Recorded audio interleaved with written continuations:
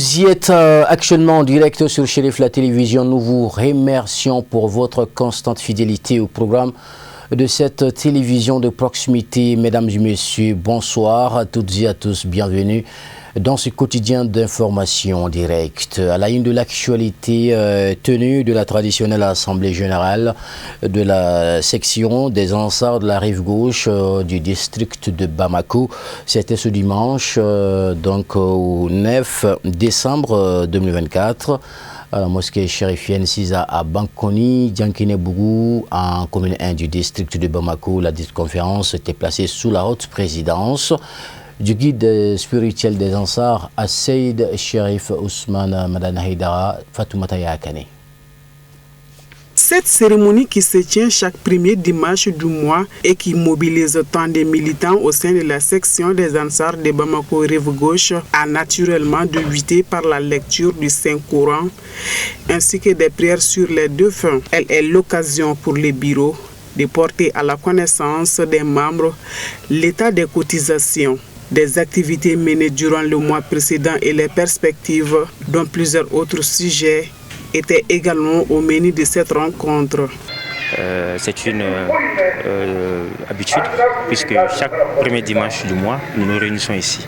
Mais pour des contextes particuliers, notamment la prêche en commémoration à notre maman et grand-mère, Basta Traoré, ça a été repoussé pour ce dimanche-là. Donc l'objectif de la rencontre, c'est de se réunir avec l'ensemble des militants des différents comités, 11 sous-sections, pour échanger sur les différentes avancées. Puisque selon le calendrier de Sardine, nous sommes au 4e mois des activités. Donc il nous reste 12 mois pour les grands événements à venir, notamment le Maoulou, de Ziara de Nimana, et ainsi de suite. Donc il faudra faire un bilan à mi-parcours pour voir ce qui a été fait et ce qui reste de faire. C'est également le lieu de remercier l'ensemble des militants pour leur mobilisation massive au cours de la prêche dédiée à la maman du guide, Asseid Sherif Mohamed Bastan Traoré. Et également remercier également nos femmes, les mamans, les femmes de façon globale pour leur grande mobilisation hier ici pour venir donner vraiment leur message de soutien, leur message d'allégeance au guide spirituel des Ansars. C'était également le lieu de remercier l'ensemble des militants de Bamako et d'ailleurs pour leur participation à différentes tournées organisées par le Bureau national en Sardine. Ça a été un succès puisque la mobilisation a été vraiment efficace et le message a été passé avec vraiment autant de facilité. Donc aujourd'hui nous avons également prié pour nos camarades de lutte qui nous ont laissés, notamment en comité de Nimana. Paix sur son âme. Il s'agit ici de Yele Koulibaly, donc paix à son âme, et à l'ensemble des Ansars qui sont décédés. Et c'est également le lieu de se recueillir sur leur mémoire et de faire la prière qui consiste à faire la lecture de Ikhlas 111 fois. C'est vraiment une nécessité absolue pour tout ensemble. C'est également le lieu de rappeler les cotisations, parce que l'association en Sardine, comme vous l'avez dit, c'est une association à but non lucratif, donc qui est nourrie par sa propre richesse, donc nous les militants, donc avait lieu de faire ce rappel, de rappeler les uns et les autres, de se mobiliser davantage pour la cotisation, notamment de la mosquée en Sardine, en construction à Donimana, puisque ça fixe dans les priorités absolues du guide spirituel des Ansars et ça ne doit en aucun cas être négligé par les Ansars. Donc il y a un message assez fort par rapport à cela et nous sommes très ravis de voir l'enthousiasme, la détermination des femmes, des hommes, des enfants par rapport quand même à la réalisation de ces infrastructures. Donc nous restons sereins, nous restons déterminés, nous restons tous mobilisés derrière les guides de sa famille et l'ensemble de ses collaborateurs pour la réussite quand même des objectifs fixés par en Sardine, pour la paix au Mali, pour la paix au monde et pour le bien absolu de l'univers. À cette même occasion, les militantes de l'association des Ansars mobilisées pour le respect des engagements, très motivées, se réjouissent d'avoir comme guide Asseid Sherif Ousmane Madan Haïdara, tout en réitérant les engagements pour la défense des idéaux du guide. Ils lancent des messages d'encouragement à l'ensemble des militants à persévérer sur cette voie. Rien que les encourager, car c'est toujours comme ça depuis dans les temps du prophète Mohammed, paix et salut sur lui. Comme notre guide nous a si bien dit, c'est les femmes qui sont d'abord engagées pour l'évolution de tous les métiers, soit tous les travaux religieux concernant la religion musulmane. Nous sommes toujours au cœur du combat. Donc je sais très bien que les promesses qu'on a tenues, qu'on a prises, nous allons tenir sans exception. Et encourager tous les bureaux de la sous-section, précisément les présidentes des comités des sous-sections, de ne pas oublier les cotisations que nous avons mises en place au cours de l'année. Une fois lors des assises, rappeler les militants. Quand on fait les rappels, nous savons que ça amène les paiements des cotisations. Mais une fois qu'on oublie, les gens vont oublier de la promesse tenue. Donc, rien qu'à encourager les femmes, je sais très bien que les femmes peuvent évoluer la situation que nous sommes actuellement. Et j'espère qu'avant la fin d'année, surtout la cotisation de la mosquée, nous sommes engagés pour faire satisfaire notre guide comme il a bien aimé. Et comme il a si bien aimé, encouragé, pour lui faire plaisir, nous sommes au cœur du combat, Inch'Allah. Remercier toujours notre guide qui a été un père exemplaire, national et international, et faire des bénédictions et lui demander des bénédictions, ainsi que tous ses descendants.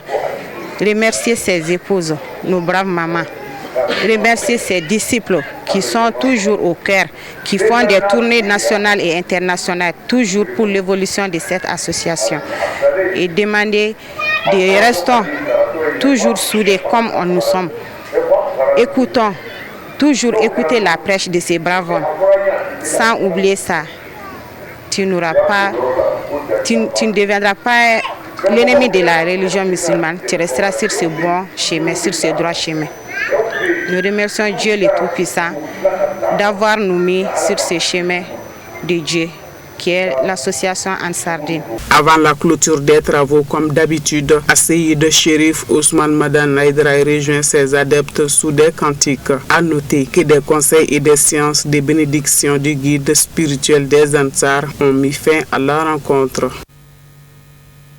Autre actualité dans ce journal, dans l'optique d'afficher leurs sentiments pour le premier anniversaire de la libération de Kidal, le groupement des Gros Bras du Mali a organisé une conférence de presse en soutien aux forces de l'ordre et de sécurité. La dite conférence s'est tenue le samedi 7 décembre 2024 à la maison de la presse de Bamako. Kadiatou Traoré pour le commentaire. À l'entame, l'exécution de l'hymne national du Mali pour donner le ton de cette conférence de presse, c'est dans la maison de la presse que le groupement des Gros Bras du Mali ainsi que les sympathisants se sont réunis nombreux pour exprimer leur engouement pour la libération de Kidal. Au cours de cette conférence, les Gros Bras du Mali ont réitéré leur soutien total aux forces armées maliennes. On a organisé ce point de presse afin de rendre hommage aux vibrants soldats qui se sont sacrifiés pour le survie même des Maliens. Parce que quand on parle du Mali, on parle de ces soldats qui se sacrifient jour et nuit pour la souveraineté retrouvée. Les Gros Bras ont été toujours au premier rang, tout ce qu'il s'agit de Mali. Même avant l'arrivée même de la transition, tout ce qu'il s'agit de Mali, tout ce qu'il s'agit du maintien de la sécurité, de la stabilité, de la réconciliation, tout ce qu'il s'agit du bien et le développement de Mali, les Gros Bras ont toujours à faire leur participation. Ce n'est pas uniquement au soutien des forces armées de sécurité, c'est la stabilité, la réconciliation de l'ensemble des Maliens. Les Gros Bras, la majeure pense directement que c'est des badauds, c'est des bandits, alors que c'est tout à fait le contraire. Les Gros Bras, être un Gros Bras, c'est le bien qui neutralise le mal, c'est la force physique au service de la force mentale. Nous, les Gros Bras, tout ce qu'il s'agit, la sécurité, nous faisons la sécurité des hommes et de leurs biens. Tout ce qu'il s'agit, on a fait des dons de sang, on a fait des dons aux veuves, aux enfants, des militaires, de ceux-dessus, les champs d'honneur. Donc, ce n'est pas aujourd'hui, parce que nous avons pu organiser ce point de presse, c'est la deuxième point de presse organisé par l'ensemble des Gros Bras du Mali. Toujours, c'est pour montrer aux yeux de l'opinion nationale que les Gros Bras, uniquement, au-delà de notre force physique, nous avons la force mentale et l'esprit. Au cours de cette rencontre avec les médias, une minute de silence a été observée en hommage aux illustres disparus tombés sur le champ de la bataille. L'actualité sur un tout autre plan. Partons tout de suite à l'étranger pour vous proposer les temps forts de la journée. C'est en plus bref en image, commenté par Kafouné Batili. Au Tchad, le chef de l'État tchadien, le général Mahamat Idriss Déby Itno, a été élevé lundi au rang de maréchal sur décision du Conseil national de transition CNT, obtenant ainsi les mêmes galons que son défunt père et prédécesseur à la présidence du pays. Le projet de résolution sur sa promotion a été adopté par 160 voix pour, 2 contre et 6 abstentions, a constaté un journaliste à l'AFP présent au moment du vote du Conseil national de transition dominé par les partis au pouvoir, les MPS. Il a été élevé à la dignité de maréchal pour service rendu à la nation et les nombreuses victoires militaires à remporter à l'intérieur et à l'extérieur du pays, selon la résolution adoptée à 3 semaines des élections législatives et locales, les premières depuis 2011. Son père avait lui-même été élevé au rang de maréchal en 2020 à la suite d'une offensive victorieuse qu'il avait dirigé contre le groupe djihadiste Boko Haram dans la région du lac Tchad. Ce militaire habitué au commandement des opérations de terrain a dirigé le Tchad pendant 30 ans avant d'être tué au front par des rebelles en 2021. Au Ghana, des scènes de joie ont envahi Accra et d'autres régions du Ghana après la victoire de John Dramani Mahama à l'élection présidentielle. Candidat du principal parti d'opposition, le Congrès national démocratique, il a battu Mahamudu Bawumia, vice-président sortant et représentant du nouveau parti patriotique. Mahamudu Bawumia a reconnu sa défaite et félicité le nouveau président tout en saluant la décision des Ghanéens. Ancien président de 2012 à 2017, John Dramani Mahama revient au pouvoir avec l'ambition de réformer un pays durement frappé par une grave crise économique. Ce scrutin a reflété une forte demande de changement, notamment chez les jeunes touchés de plein fouet avec l'inflation et le chômage. Le Burkina Faso poursuit son instabilité politique sous la règne des militaires. Rim Talba Jean-Emmanuel Ouedraogo, ancien ministre de la Communication et porte-parole du gouvernement, a été nommé Premier ministre par le capitaine Ibrahim Traoré, leader de la transition, selon un décret présidentiel lu à la télévision nationale samedi. Cette annonce intervient au lendemain de la dissolution soudaine du gouvernement par les autorités de la transition sans explication officielle. Depuis le coup d'État de septembre 2022 qui a renversé le lieutenant-colonel Paul-Henri Sandaogo Damiba, la transition dirigée par le capitaine Ibrahim Traoré peine à résoudre de graves problèmes sécuritaires du pays. Les attaques extrémistes liées à Al-Qaïda et à l'État islamique ont causé des milliers de morts et déplacé plus de 2 millions de personnes, dont la moitié sont des enfants. Malgré une promesse initiale d'élection en juillet 2024, la transition a été prolongée de 5 ans en mai dernier, suscitant des critiques internationales. Le Burkina Faso, qui s'est éloigné de partenaires traditionnels comme la France et la CEDEAO, fait désormais front commun avec d'autres nations dirigées par des militaires comme le Niger et le Mali. En République démocratique du Congo, où les violences continuent d'ensanglanter l'est du pays, la situation sécuritaire reste préoccupante. Bintou Keïta, chef de la MONUSCO, a alerté les conseils de l'ONU sur les tensions croissantes.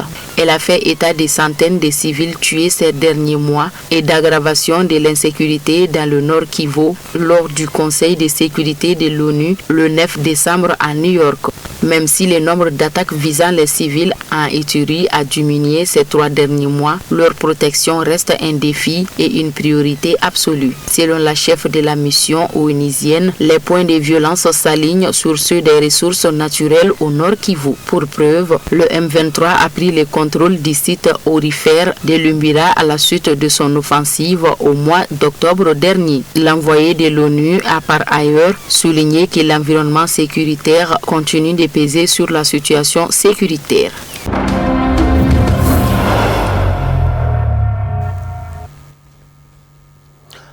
Page noire dans cette édition, les obsèques du contrôleur général de police.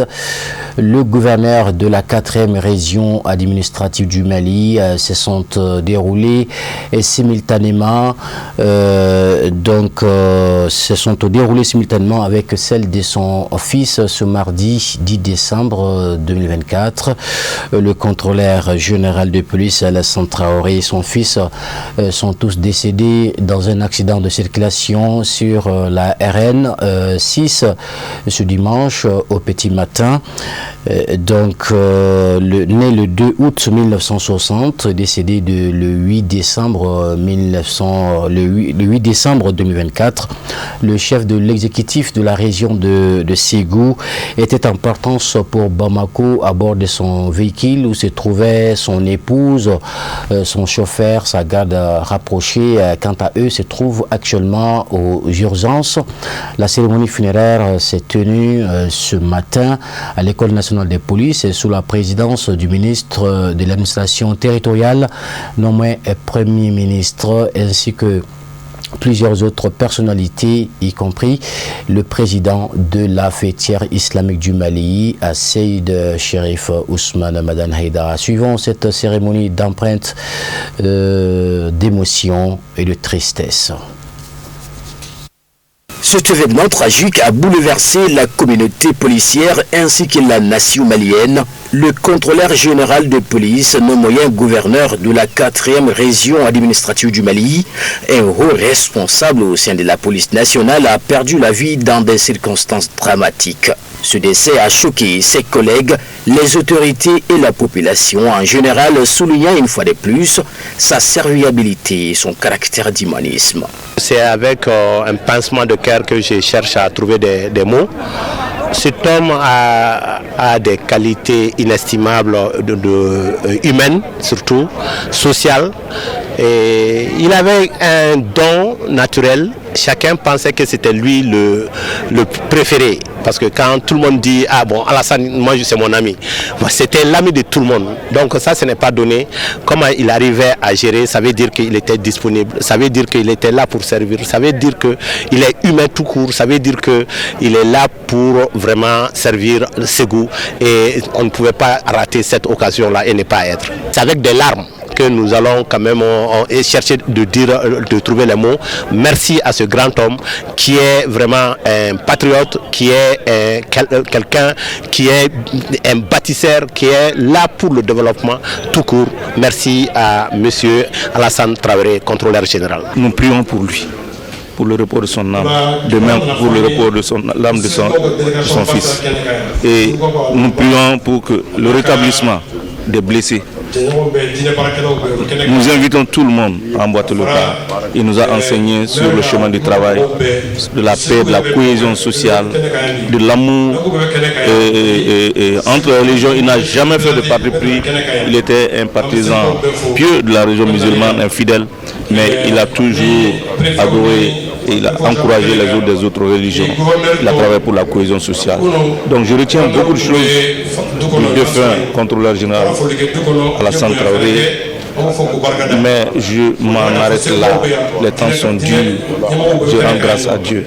Que Dieu ait pitié de son âme. Incorporé à la police nationale en 1987, ce sexagénaire a servi avec loyauté et brio la nation malienne. Âgé de 64 ans, le contrôleur général de police était une figure de proue au sein de la police. Son parcours remarquable au sein de l'institution policière l'avait conduit à occuper des fonctions de haut niveau, telles que conseiller technique au ministère de la Sécurité et de la Protection civile. Il a également servi aux Nations Unies, notamment en Haïti. Le contrôleur général de police, Alassane Traoré, était un homme humble, ouvert et social. Il a œuvré pendant plusieurs années pour assurer la sécurité des citoyens et l'intégrité de l'institution policière. Son engagement envers la justice, sa réputation d'homme de terrain ont fait de lui une personne respectée tant au sein de la police qu'auprès de la population. Mon cher papa, tu as toujours su nous montrer à mes frères et sœurs, Khadija, Abdoul, Mariam, Aïcha, Nani, Maki, et à maman à quel point tu tenais à la famille. Tu es parti avant nous bien trop tôt. Et tu nous rappelles qu'ici-bas, la vie est peu de choses. Aujourd'hui, c'est à nous de te dire à quel point tu vas nous manquer pour le reste de la vie. On n'est jamais préparé au départ d'une personne que l'on a aimée pendant toute sa vie. Tu laisses un grand vide dans nos cœurs et dans celui de la grande famille de la police nationale, au-delà de la région de Ségou et le Mali. Nous avons perdu notre papa et la douleur ne se mesure pas. Dans cette épreuve, certes difficile, nous rendons grâce au Tout-Puissant, notre Créateur, Maître des cieux et de la terre, et nous tenons à dire simplement merci à toutes les personnes présentes à cette cérémonie funèbre. Vous avez exprimé à votre mesure toute votre affection à notre Père et à notre famille. Nous vous remercions affectueusement et très sincèrement. Que le Tout-Puissant te fasse miséricorde et que tu reposes en paix dans sa grâce éternelle dans Jannatul Firdaus. Dors en paix, Touramagachi Traoré. Merci, monsieur le gouverneur, pour le service rendu à la nation. Nous sommes rassemblés ici à l'École nationale de police Amadou Touré dit Gandhi pour honorer et rendre un vibrant hommage à notre collègue, le contrôleur général de police Alassane Traoré, gouverneur de la région de Ségou, décédé le dimanche 8 décembre 2024 à la suite d'un accident de la circulation routière lorsqu'il quittait Ségou pour se rendre à Bamako en compagnie de sa famille. La mort brutale de ce grand serviteur de l'État, estimé et respecté de tous, vient d'endeuiller l'administration malienne en général et la grande famille policière en particulier. Né le 2 août 1960 à Bamako, de Boubacar et de Khadija Touré, le contrôleur général de police Alassane Traoré a été très tôt passionné dans sa jeunesse par le métier de policier qu'il a intégré en 1987. À la faveur d'un diplôme acquis en sciences juridiques à l'École nationale d'administration ENA, il est admis à l'École nationale de police pour le cycle commissaire suivant arrêté numéro 000-323/MATS-SG du 1er février 2000. Passionné par les études, il effectua une formation de haut niveau à l'École nationale supérieure de la police de Saint-Cyr au Mont-d'Or en France de septembre 2004 à juin 2005. Nous prions le Tout-Puissant afin qu'il lui réserve une place de choix dans son paradis et lui procure le repos éternel. Nous sommes tous confrontés un jour ou l'autre à l'épreuve de la mort. Que notre rencontre avec Dieu soit un jour de salut. C'est effectivement une grande perte, une perte cruelle. Et comme l'ont dit tous les témoignages, le gouverneur de la région de Ségou, le contrôleur général Alassane Traoré, était un homme respecté, très respectueux et évidemment éminemment respectable. Pour nous autres gouverneurs, en leur nom, ça a été un plaisir, une joie que d'avoir collaboré et travaillé avec lui. Nous retenons que c'était un homme travailleur, de conciliation. C'était également un grand dévot. Tout le monde a toujours vu Alassane Traoré dans la gaieté, Et les ressortissants de Ségou qui ont été là, ses administrés, ses collaborateurs, ont tous exprimé leurs profondes condoléances, mais également tout le respect qu'ils ont eu pour cet homme, pour la collaboration et le travail qu'il a eu à faire avec eux, mais surtout pour ses qualités humaines. Comme ça se dit souvent, le corps s'en va, mais l'œuvre reste, l'esprit reste. Ce que Traoré a légué à la postérité restera tout le temps. Et nous en serons très reconnaissants.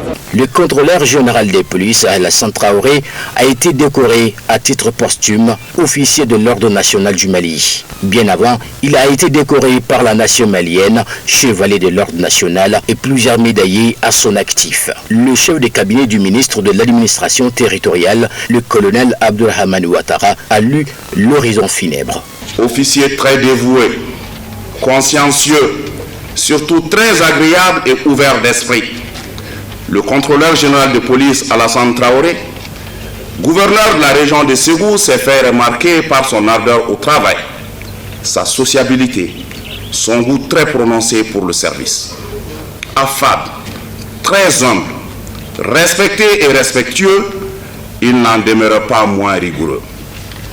C'est ainsi qu'au cours de sa riche carrière, le service le menant successivement entre 1991 et 2020 au groupement mobile de sécurité de Bamako de 1991 à 1993, à l'école nationale de police de 2002 à 2004, au bureau d'études de la coopération et de l'informatique à la direction générale de la police de 2004 à 2007, à la mission des Nations Unies en Haïti de 2008 à 2009, au bureau d'études de la coopération et de l'informatique toujours à la direction générale de la police de 2010 à 2012, à la mission des Nations Unies en Haïti en 2013, chargé du commissariat de police du 3e arrondissement de Bamako en 2014, mission des Nations Unies en République démocratique du Congo en 2015, à la direction de la formation comme directeur adjoint de 2016 à 2019. Au ministère de la Sécurité et de la Protection civile comme conseiller technique de 2019 à 2020. Enfin, gouverneur de la région de Ségou, suivant décret numéro 2020-036, CNSP du 18 septembre 2020, son dernier poste où il a été arraché à notre affection. 1960-2024, 64 ans de vie pour le contrôleur général de police Alassane Traoré. Il s'en est allé à la suite d'un accident tragique de circulation. La mort a également emporté son fils. L'accident a également occasionné plusieurs blessés, parmi lesquels son épouse, son garde du corps et son chauffeur. Actuellement en urgence. La ville qu'il a tant aimée et qu'il a servi pendant 4 ans est reconnaissante envers l'homme qui aura tout donné à cette région pendant 4 ans. Le regretté contrôleur général des polices, Alassane Traoré, a été nommé le 7 octobre 2020 gouverneur de la région de Ségou. Il a passé 4 ans à la tête de cette institution. Médaille des Nations Unies, chevalier de l'Ordre national, lors de cette cérémonie d'hommage, le Premier ministre, ministre de l'administration territoriale, le général de division Abdoulaye Maïga, a fait décorer le contrôleur général des polices, officier de l'Ordre national à titre posthume. L'horizon funèbre suivi de la prière mortuaire a mis fin à cette triste cérémonie. Général, paix à ton âme, que la terre te soit légère. Ainsi va la vie, que la terre vous soit légère. Amen.